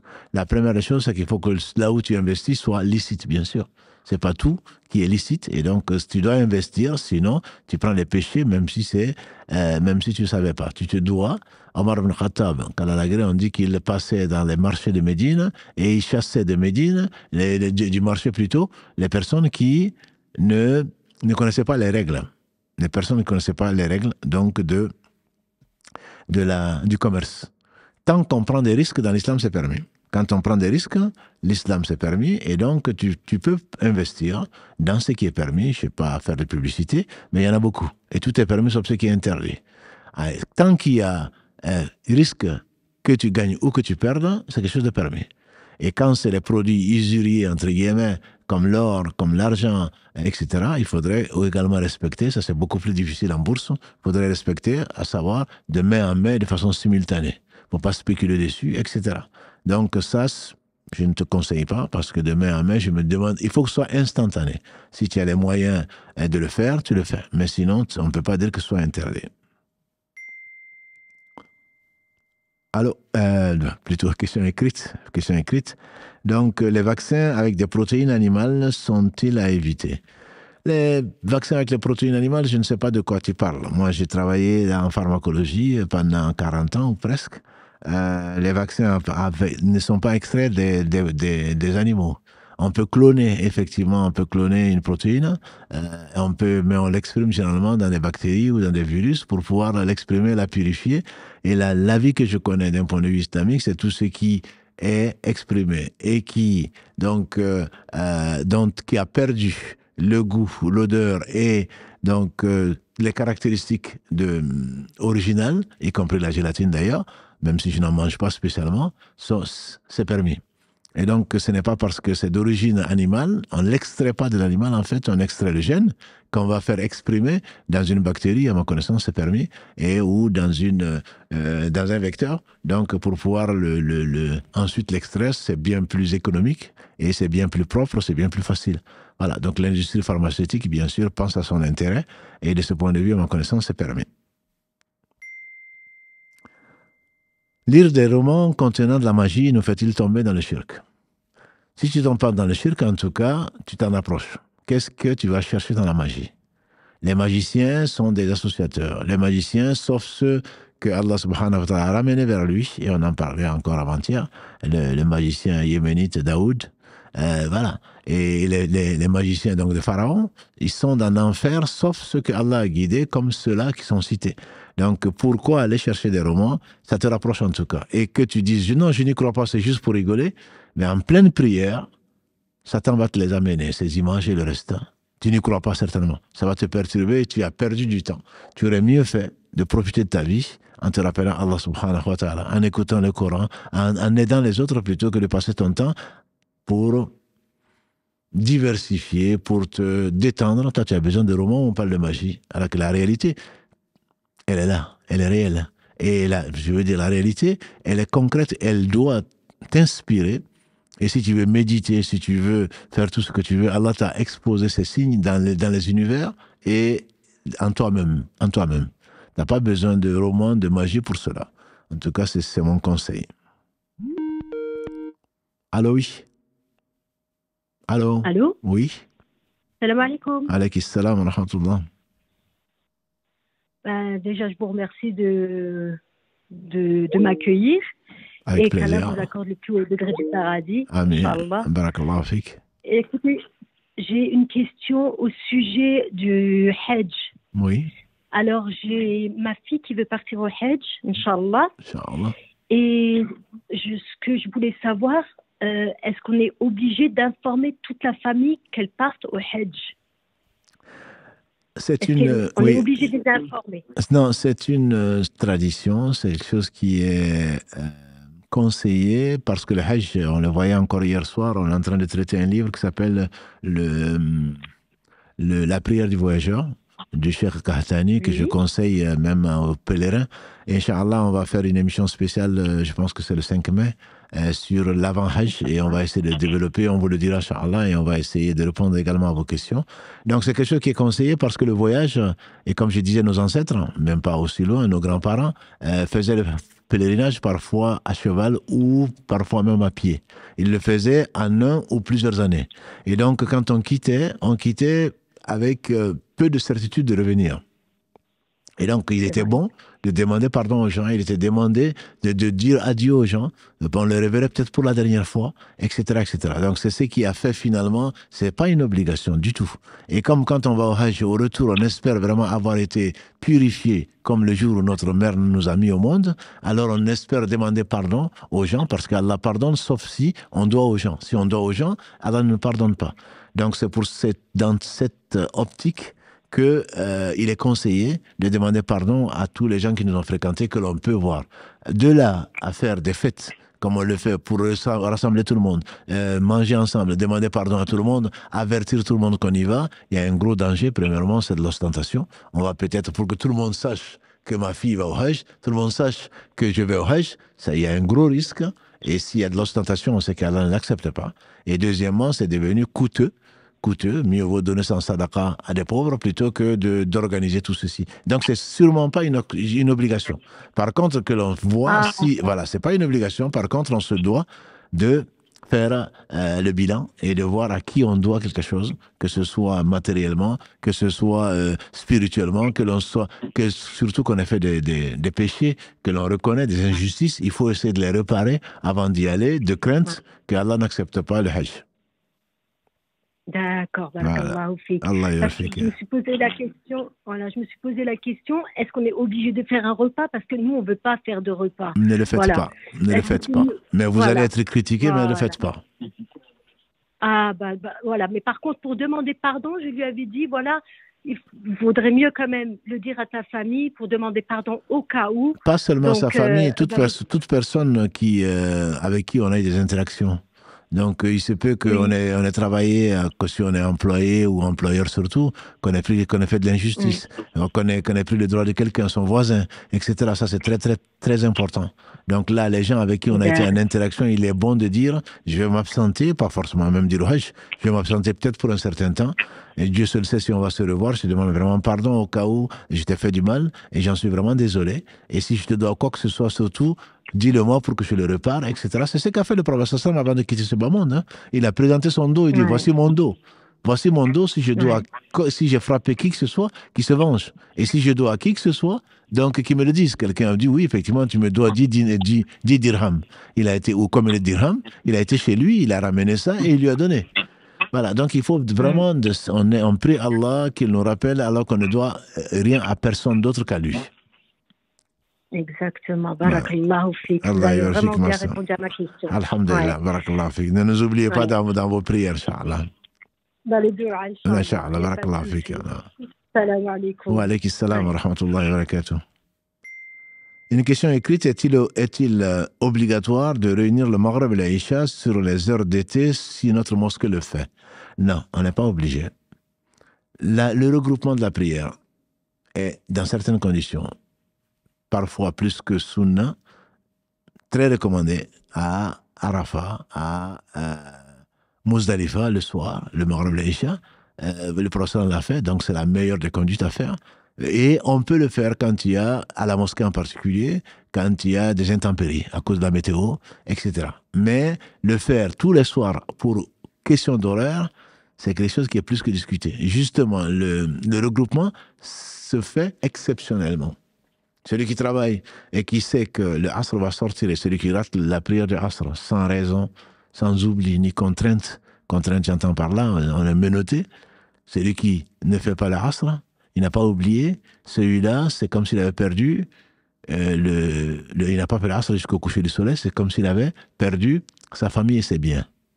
Et donc, c'est très, très important. Et celui qui doit voyager peut les regrouper en cours de voyage. Arriver, c'est une autre histoire. On peut les regrouper pour besoin. Même ici, tu es convoqué, ou c'est en hiver, tu sais convaincu qu'il te faut absolument aller quelque part et que tu ne peux pas, chez le médecin ou ailleurs, et que tu risques de ne pas pouvoir faire l'asr, il t'est permis de faire le Dohr et l'asr immédiatement, ou le Maghrib et l'Isha, donc moins souvent, parce que le soir, généralement, on est plus libre. L'Isha, on peut le faire en plus jusqu'à la moitié de la nuit, voire donc jusqu'au Fajr. C'est vrai que c'est une contrainte en Europe en particulier, donc les horaires d'été. Mais simplement, le faire tous les soirs, je ne connais pas ça comme sunna. Et je ne connais aucun savant qui l'autorise, même si ce ne sont pas les fatwas qui manquent. Ça dépend à qui on demande. Mais en tout cas, ce n'est pas quelque chose qu'on doit faire. Si la mosquée le fait, on n'est pas obligé de suivre la mosquée. On suit effectivement l'imam tant qu'il ne désobéit pas à Allah. S'il désobéit à la sunna des prophètes, on n'est pas obligé de le faire. Et si par pudeur ou fausse pudeur, on doit le faire pour que les gens ne nous indexent pas, ben on doit refaire l'Aïcha quand l'heure arrive, parce que ce n'est pas que c'est pas une sunna, c'est pas du tout une sunna, et il se peut même que le Isha soit pas valable si, en tout cas, le Maghreb, il est valable puisqu'on l'a fait à l'heure du Maghreb. Le Isha, il se peut qu'il soit pas valable. Donc, c'est comme dans les mosquées où on est convaincu, ils fixent le Isha parce que c'est l'heure d'été, 1 heure après le Maghreb, sans preuve. Ceux qui n'ont pas été au pôle Nord, comme moi, ceux qui n'ont pas été en Suède, moi j'ai été combien de fois, une dizaine de fois peut-être, hein, et donc le Maghreb arrive à l'heure à laquelle il arrive, le Isha est à minuit, au 21 juin, et le Fajr, il est à 2 heures du matin. Voilà. Donc ils se disent, non, le Maghreb et l'Isha, non, jamais on ne peut dépasser 1 heure. Non, ça c'est chez toi. Ça, c'est là où tu as vécu. Aucun savant, en matière de science, soit d'astrologie, soit d'autre chose, ne va te dire que c'est 1 heure. C'est impossible. Voilà. Donc, ne prends pas tes désirs pour la réalité, surtout sache que tu n'es pas savant. Donc, n'impose surtout en matière de prière. Ta prière n'est peut-être pas valable. Ils font les isha parce que ça les arrange. Et ça, non. Ça, ce n'est pas permis. Soit tu pries, soit tu ne pries pas. Si tu ne peux pas, Allah sait que tu ne peux pas, eh bien Allah donne des rukhsa, Allah donne des permissions pour le faire. Mais toi, tu te fixes 1 heure, parce que à Tombouctou, c'est comme ça. Ou en Afrique du Sud, c'est comme ça. Non, tu n'es pas en Afrique du Sud, tu es en France ou tu es ailleurs, et entre les Isha, tu peux avoir 1 heure, tu peux même avoir 50 minutes, tu peux avoir 1 heure et demie, voire tu peux avoir 2 heures, voire plus, entre le Maghreb et les Isha. Scientifiquement, ce n'est pas prouvé qu'au-dessus d'1 heure, tu peux prier. Donc, il faut qu'on fasse attention, qu'on soit sincère avec Allah et qu'on ne se mente pas à soi-même. Quand on n'est pas savant, on demande aux gens qui savent. Ça, c'est inversé. Donc, c'est une obligation. Fas'alu ahl dhikr in kuntum la ta'lamun. Dans 2 sourates, Allah le dit. Demandez aux gens qui savent si vous ne le savez pas. Si vous ne savez pas. Et donc, ça, on n'a pas le droit de faire ce qu'on veut. Et on peut, bien sûr, on est en Europe, on est en France, on fait ce qu'on veut, mais il faut assumer les conséquences. Une autre question, donc, est-il permis de faire l'Aïcha de bonne heure et d'aller dormir tout de suite après? Et si l'heure n'est pas rentrée, c'est ce que nous avons dit à notre sœur, donc il vient de téléphoner, si l'heure n'est pas rentrée, ce n'est pas une des conditions de validité de la prière, c'est l'entrée de l'heure. Donc si l'heure n'est pas rentrée, on ne peut pas le faire. Par contre, que demain tu dois travailler à 4 heures du matin ou je ne sais quoi, ou que tu es fatigué quand tu es malade, bien sûr tu peux le faire. Mais tu le fais avec le Maghreb. Tu es malade, tu ne peux pas le supporter, ou tu tombes et demain tu dois te lever à 4 heures du matin, exceptionnellement, tu peux le faire, mais pas tous les jours, tu peux le faire avec le Maghreb, tu fais l'Isha, tu vas au lit directement. Mais tu ne le fais pas 50 minutes après ou 1 heure après, comme on vient de le dire tout à l'heure. Allô, oui. Allô. Allô, salam alaikum. Wa alaikum salam wa rahmatullah. Non, on vous entend. Salam alaikum. En tout cas, je suis très... je ne m'attendais pas du tout à ce que vous preniez mon appel, mais barakallahu fik. Allah yafik. Pour tout ce que vous faites, qu'Allah vous récompense et vous accorde le meilleur. Oui, barakallahu fik à toi. Là, en fait, je vous explique un peu ma situation. Je suis divorcée avec un enfant. Oui. Et du coup, en fait, je cherche à me remarier. C'est maintenant 1 an et demi, 1 an que je suis divorcée et je cherche en fait à me remarier, mais quelquefois je désespère. Et comme j'ai pas envie de rentrer en contact directement avec un homme, je veux je vais passer par un mahram, mais c'est compliqué parce que je ne sais pas à qui demander. J'ai aussi essayé des sites de Zawad. Je ne sais pas si c'est autorisé, mais j'ai arrêté parce que c'est horrible en fait, parce qu'à chaque fois en fait, je me suis recalée. En tout cas, je ne tombe pas en fait sur la bonne personne et je me dis que c'est toujours mieux quand même de pouvoir voilà, d'avoir quelqu'un de la famille qui puisse me proposer quelqu'un en qui il a confiance. Tout à fait, ouais. Mais voilà, ça reste en substance, enfin ça reste en... Je comprends pas, il y a des moments où je me dis il faut vraiment que j'oublie ça. Je pense à autre chose, je fais plein de projets et je ne pense pas du tout à ça. Et du coup là, à ce moment-là, je me sens bien. Mais une fois que je repense à ça, ça me perturbe de fou malade. Ouais, mais qu'Allah vous vienne en aide, c'est physiologique, c'est normal. C'est normal, je veux que vous y pensez, c'est normal que vous voulez refaire votre vie, c'est tout à fait normal. Il n'y a rien à se reprocher. Par contre, ce qui est moins normal, c'est que vous désespérez. On ne doit jamais désespérer, jamais. Il faut essayer. Le prophète sallam, on l'a déjà dit, c'est la 15e tentative, dit-on, qu'Allah l'a fait rencontrer les Khazraj, donc de Médine, et ensuite ils ont émigré à Médine pendant 10 ans de sa vie. Non, il faut essayer, vous faites bien. Méfiez-vous des sites, effectivement, on m'a mis en garde contre les sites, et on a déjà traité ce sujet d'ailleurs. Karim m'a dit de vous rappeler qu'il y a beaucoup de sujets, beaucoup de questions qui sont écrites pour mes sœurs et mes frères, qu'on a déjà traitées, soit lundi dernier, soit dans d'autres lives. Donc les gens essayent plutôt d'aller là. Je ne parle pas de votre question. C'est d'autres questions, juste je me rappelle, parce que j'avais oublié de le signaler. On a beaucoup de questions et les sœurs les écrivent et les frères, ils nous font confiance qu'Allah les bénisse, mais ça a déjà été traité. Donc on ne va pas traiter tous les lundis les mêmes questions. C'est pour cela qu'on ne les traite pas. Ce n'est pas parce que les questions ne sont pas intéressantes, on les a déjà traitées. Donc qu'elles aillent d'abord visiter ce qu'on a déjà fait, et s'il n'y a pas de questions, et s'il n'y a pas de réponse plutôt, à ce moment, qu'elles écrivent. Donc, dans votre cas, moi, je vous encourage à, bien sûr, quand Allah vous donne la force de passer à autre chose, passez à autre chose pour que vous ne déprimez pas. Mais il faut continuer à prier et taper à toutes les portes. Mais les sites ne sont pas, sauf les sites, il y a quelques sites, notamment de mosquées, où on ne vous laisse pas seul, on vous accompagne. Et même si vous n'avez pas de mahram, il y a quelqu'un pour superviser ça. On ne donne pas votre numéro de téléphone à des prédateurs, parce qu'il y en a. Des sites, les hommes payent, on leur donne le numéro de téléphone et ensuite ils échangent dans l'illégalité complète. Ça vous fait bien de vous méfier. Parlez-en à l'imam de la mosquée, c'est pas moi, on a 1000 choses à faire, mais il se peut, parlez-en, il n'y a pas de honte. Une femme est venue se proposer au prophète sallallahu alayhi wa sallam. Donc Omar ibn Khattab, quand il a été chercher un mari pour sa fille Hafsa. Finalement, c'est le prophète sallallahu alayhi wa sallam qui l'a épousée. Donc il n'y a pas de mal à demander. Moi, je souhaite me marier, bien sûr, avec des gens qui ne vont pas se moquer de vous, avec des gens qui vous respectent, avec des gens qui vous comprennent. Et c'est le sel de la vie. Je veux dire, c'est indispensable à une vie équilibrée.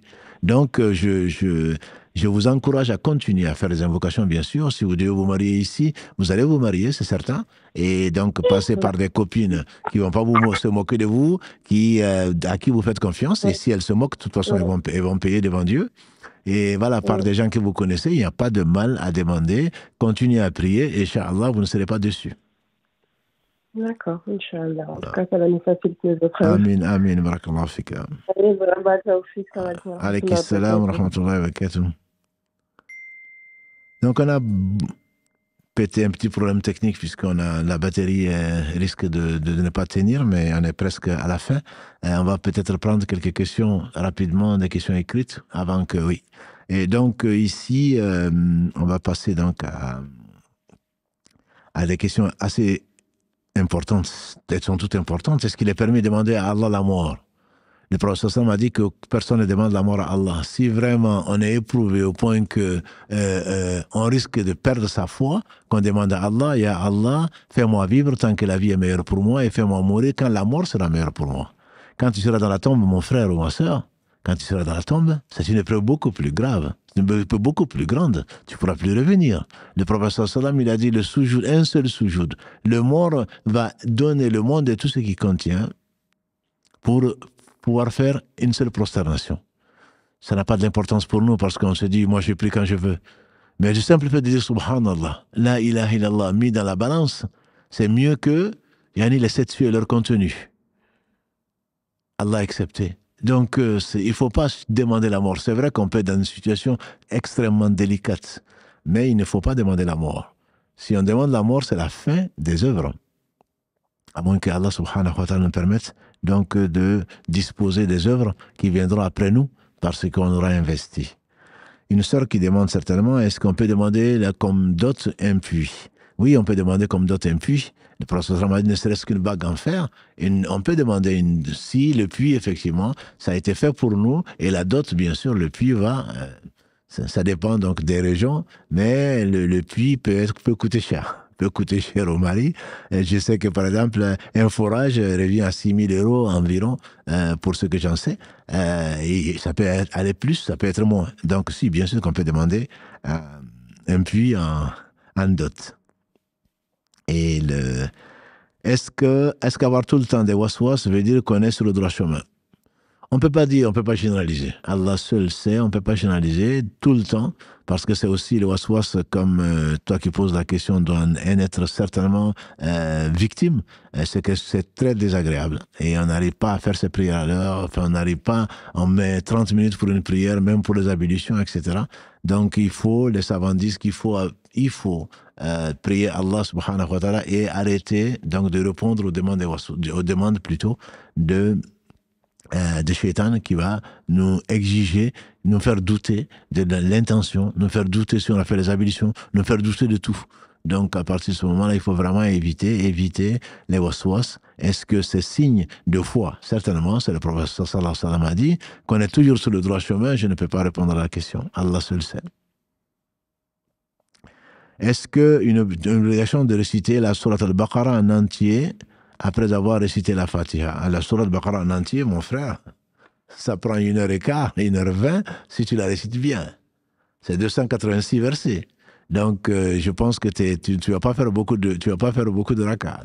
Voilà. Bien sûr que c'est pas obligé. Peut-être que ce que tu veux dire, est-ce que c'est obligé de réciter Ayatul Kursi? Mais là, c'est bien écrit. Est-ce qu'une obligation de réciter la sourate al-Baqarah en entier après avoir récité la Fatiha? Certainement pas. Heureusement. Allah dit فَقَرَأُوا مَا تَيَسَّرَ مِنَ الْقُرْآنِ.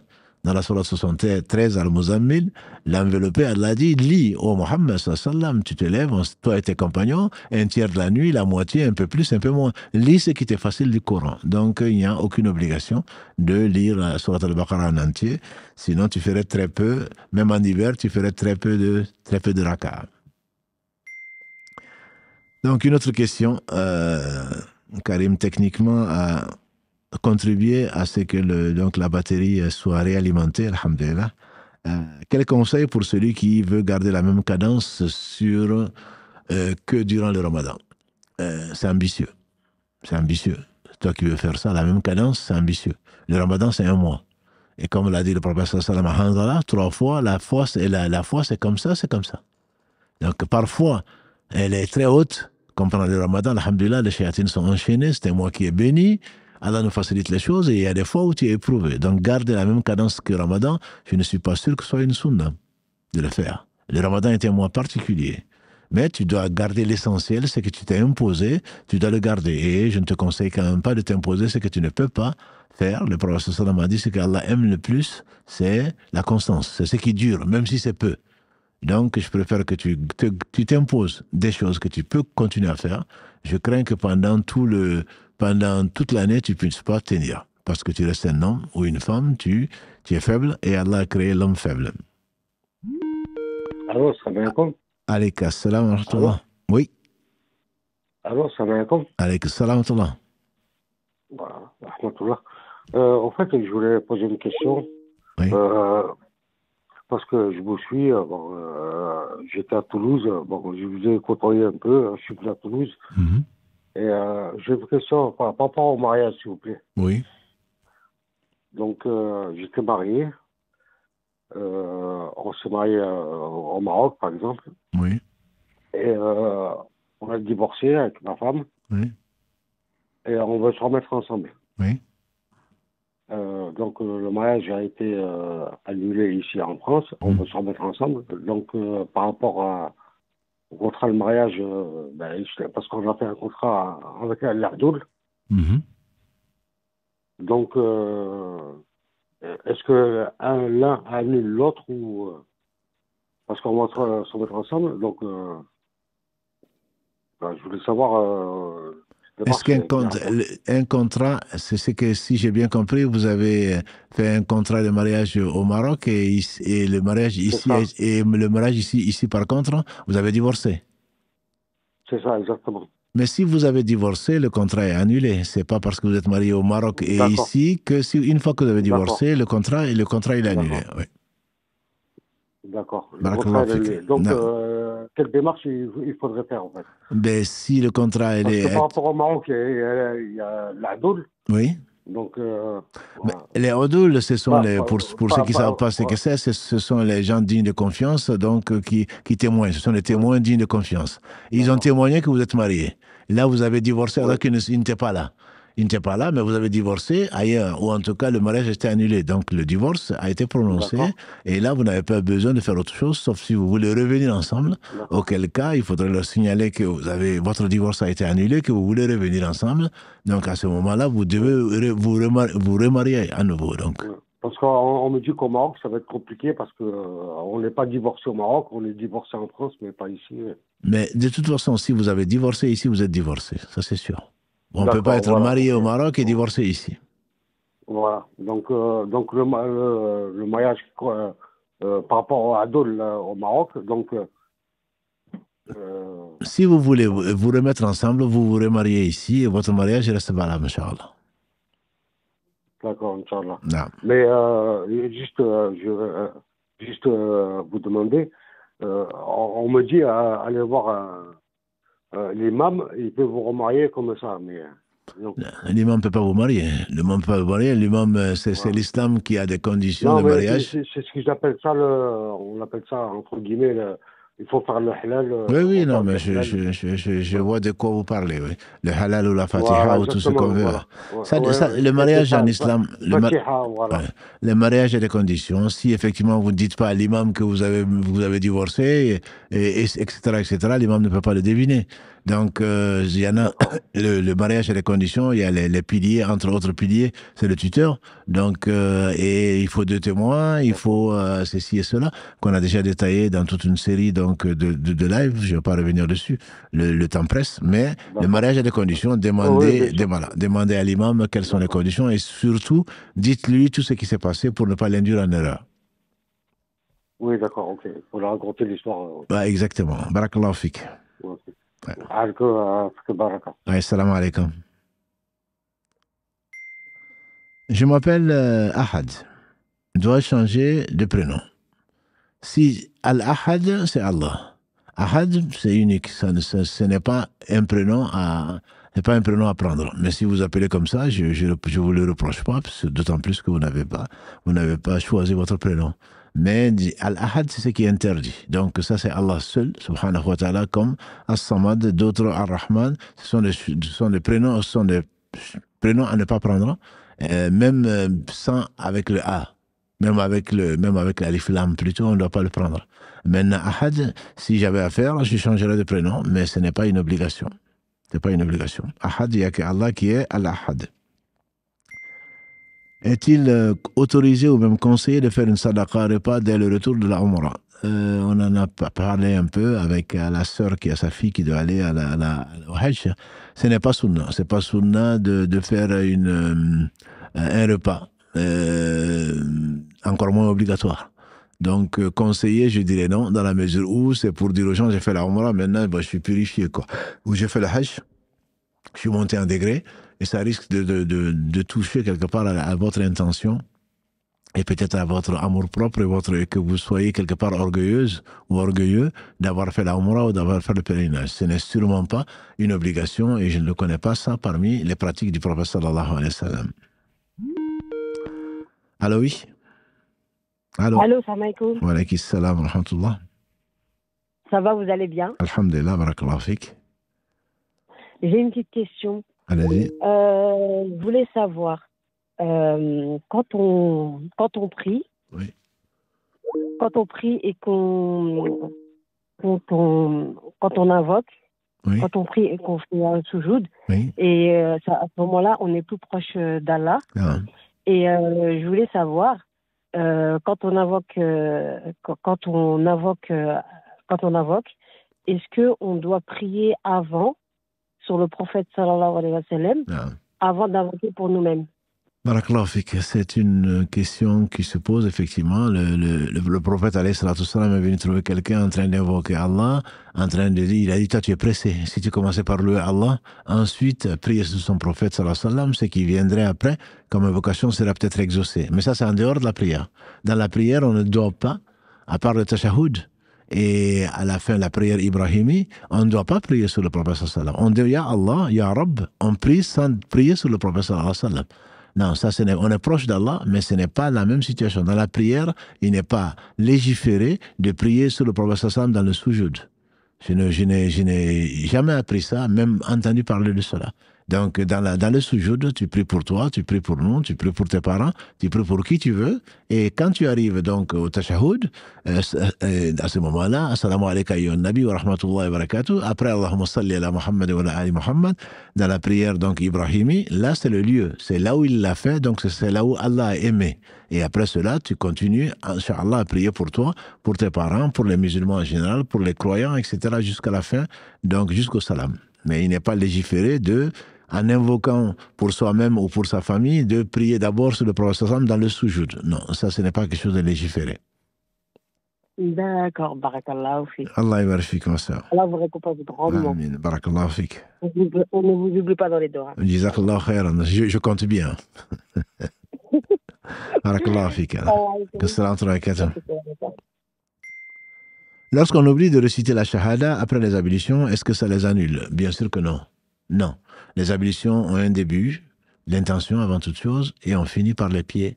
Et Osman ibn Affan nous a rapporté du prophète sallallahu alayhi wa sallam que celui qui finit ses ablutions, qui les fait parfaitement, ensuite, qui dit Ashhadu la ilaha illallah, et il termine Allahumma, et les doigts qu'ils font sont acceptés. Les 8 portes du paradis lui sont ouvertes. Donc, on fait des invocations après. La shahada accompagne, c'est une sunna, et elle est très bien, puisque tu affirmes qu'Allah seul mérite l'adoration, que Mohammed est son messager, mais ce n'est pas un des piliers, même une sunna des ablutions. Après, tu fais les invocations que tu veux, et comme cette sœur, ne nous oublie pas dans tes prières. Ce n'est pas une obligation, et ce n'est pas un pilier, ni une condition des validités de la prière. Allô, oui. Allô. Allô. Allô, oui. Oui, salam alaikum. Salam wa rahmatullah. Je vais vous appeler parce que je suis dans une impasse en fait. Je fais face à un gros problème. C'est-à-dire que j'ai mon frère qui est très colérique, qui est musulman, qui prie, qui fait tout ce qu'il faut faire entre guillemets. Qui s'est marié avec une femme qui a 3 enfants. Oui. Et en fait, il s'avère que quand ils ne s'entendent pas et qu'ils s'embrouillent, il s'en prend aux enfants. Et je suis moi-même maman, donc musulmane également, et j'ai du mal à faire face à cette injustice et cette maltraitance, parce que c'est une réelle maltraitance.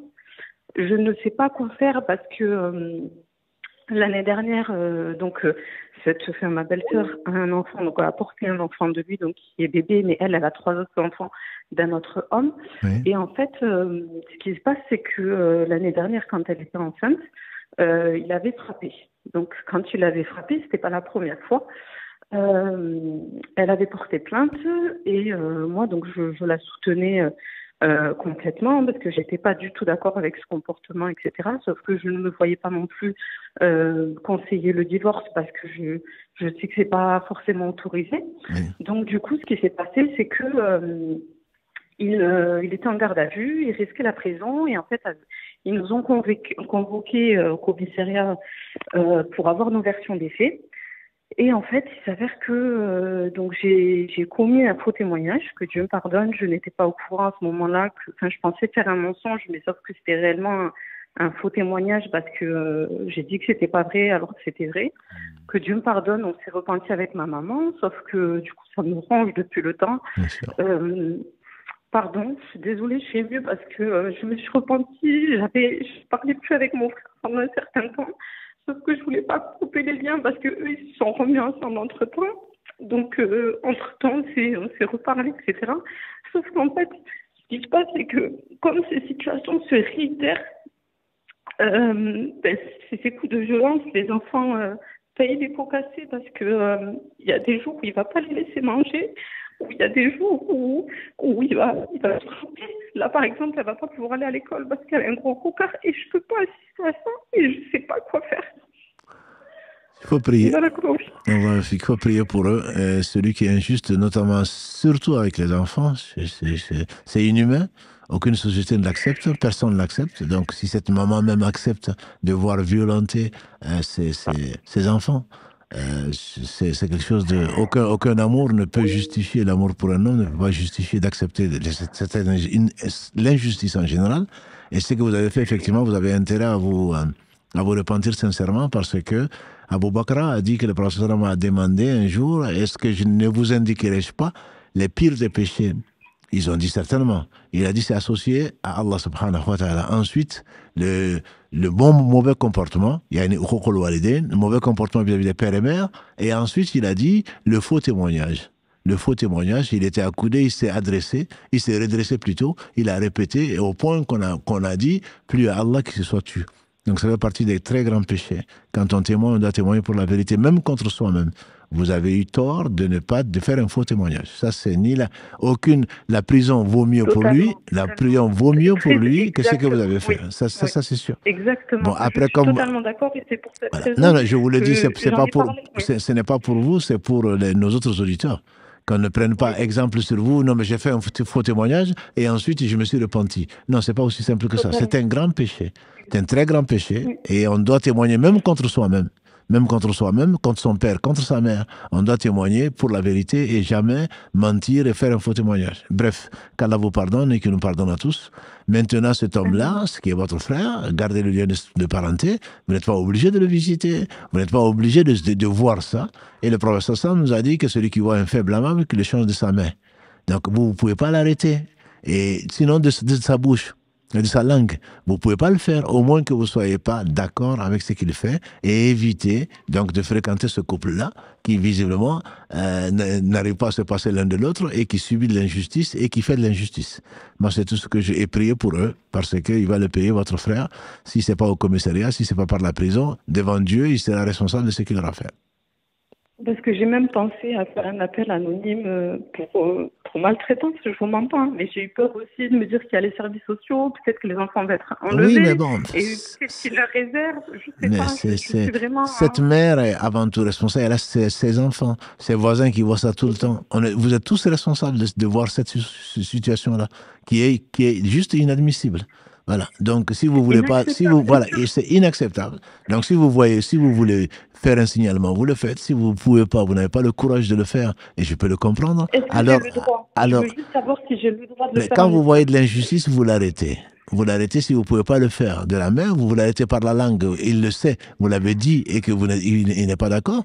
Ben, à ce moment-là, vous avez le cœur. Soit vous avez le cœur, ça c'est le minimum. Soit alors vous décidez de faire plus. D'accord. Voilà. D'accord. qu'Allah vous facilite. Je vous remercie énormément parce que j'ai prié vraiment pour avoir une réponse et je vous remercie énormément. Alhamdulillah. Alaykum salam wa rahmatullahi wa barakatuh. Alaykum salam wa rahmatullahi wa barakatuh. Mon père biologique, question écrite, et ma mère ont divorcé. Il ne m'a pas reconnu.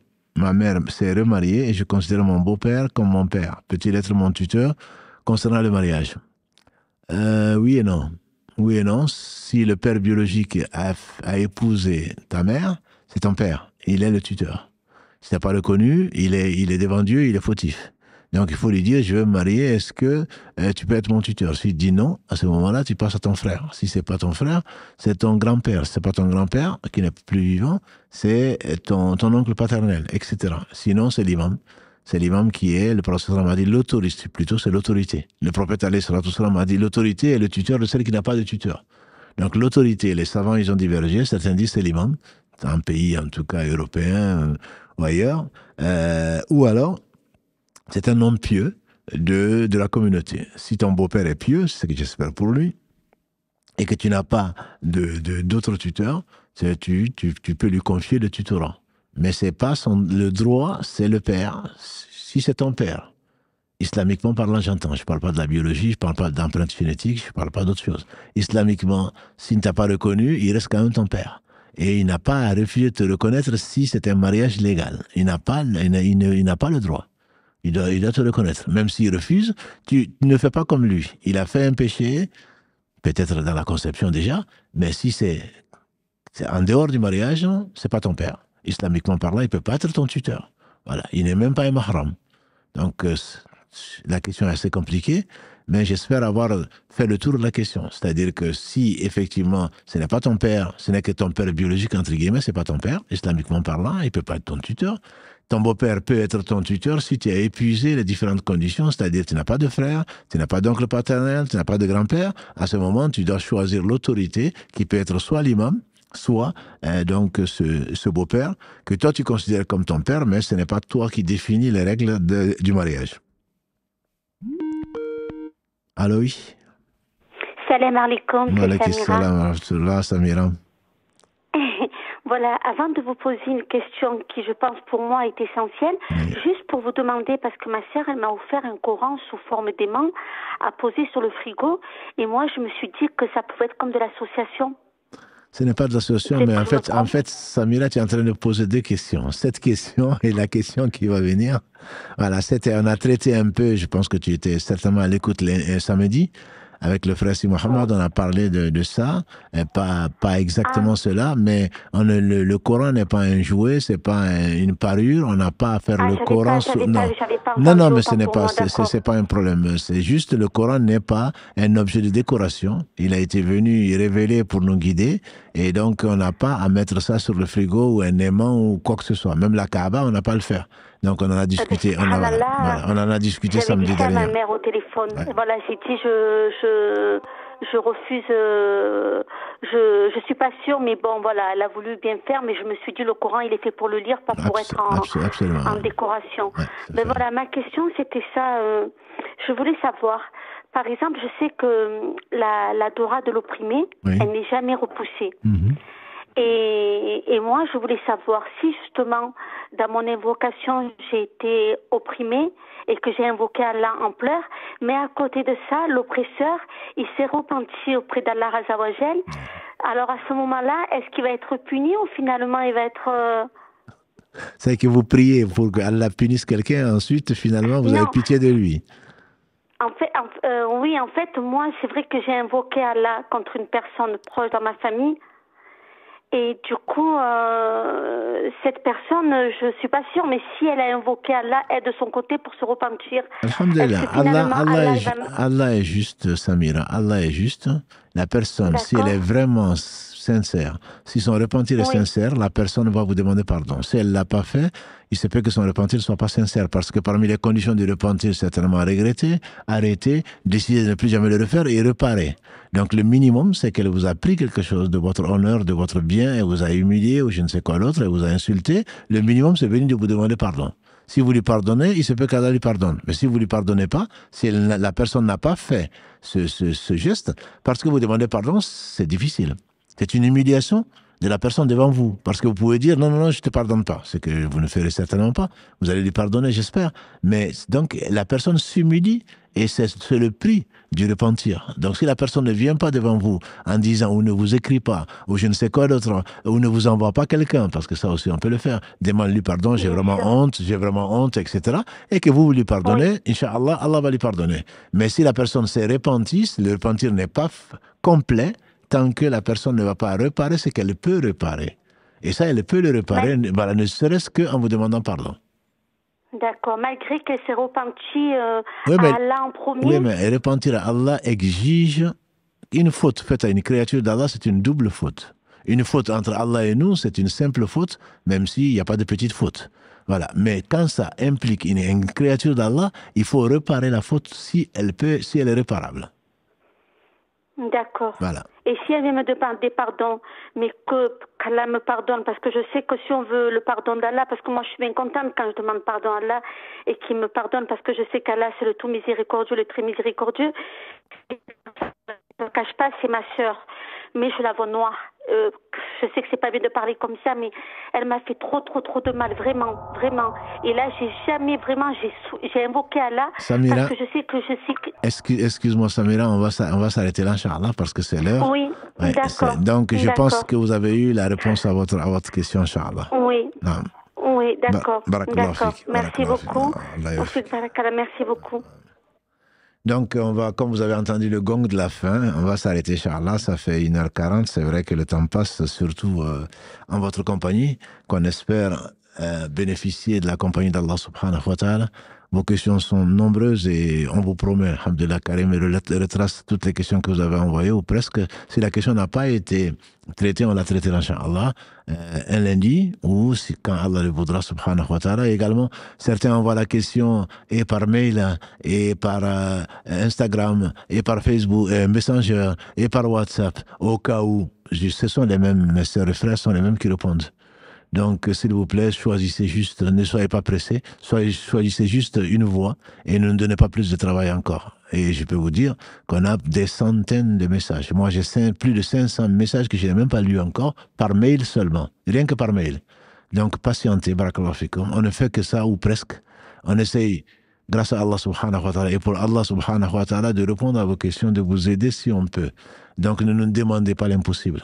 Priez pour nous, barakallahu fik, et qu'Allah subhanahu wa ta'ala vous bénisse le peu de science qu'il nous a confié, et pour peu de temps.